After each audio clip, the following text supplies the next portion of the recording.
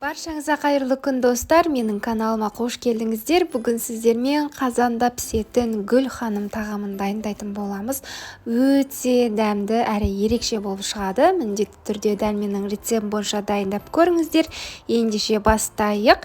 Ең әуелі бөлме температурасында тұрған суға бір жұмыртқаны қосып, шанышқымен жақсылап бір келкі болғанша араластырып аламыз.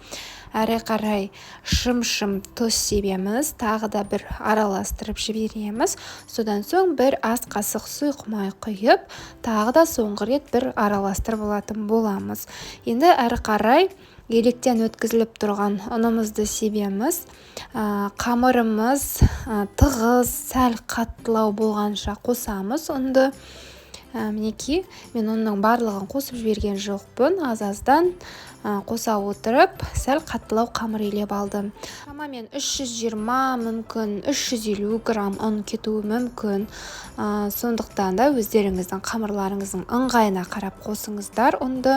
Қамырды жақсылап 5-10 минуттай қолыммен басамын, әрі қарай қапшыққа салып, бетін жауып шамамен 5 минутқа қойып қоямын. 5 минуттан соң ашып, тағы да бір қайтара басып аламын. Содан соң тағы да қапшығына салып, бетін жауып қоямын. Қамырыңызды неғұрлым көбірек басасыз, соғұрлым иі қанып, жылтырап, өте жұп-жұмсақ болып тұрады. Жазған кезде де дөп-дөңгелек әрі тез жайылатын болады. Мінекей, менің қамырым дайын болып тұр. Енді азғантай ұн сеуіп, оқтаумен қамырымды жаза бастаймын. Еттің қамыры болсын, мантыға қамыр жайғанда болсын, мен оқтаудың тек екі жақ шетін ғана басып отырып жаямын.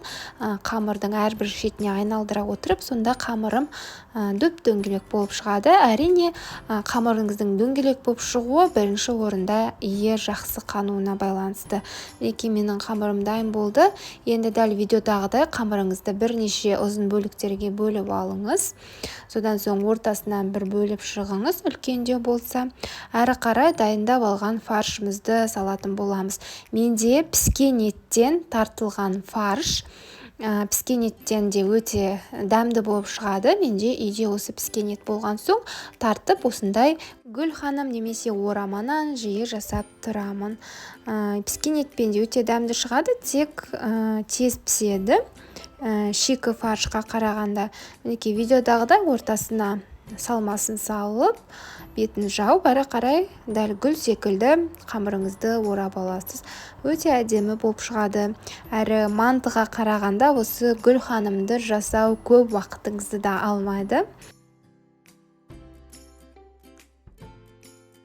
Және алдын ала ұсақтап турап көкөністерімді дайындап алдым. Қызып тұрған қазанға ұсақтап туралған пияз бен сәбізімді салып, жақсылап қызарғанша араластыра отырып, шамамен 5 минуттай қуырып алатын боламын. 5 минуттан соң алдын ала ұсақтап туралған қызанақтарымды саламын. Әрине, қызанақ салу міндетті емес. Үйде томат пастасы болса, томат пастасын да қосып жіберсеңіз болады. Тәтті бұрышымды да ұсақтап турап қосып жібердім.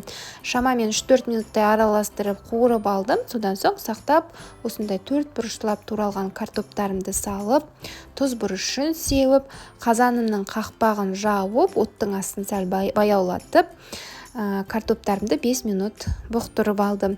5 минуттан соң міне қазанның қақпағын аштым. Енді осы картоптардың үстінен қайнаған ыстық су құямын.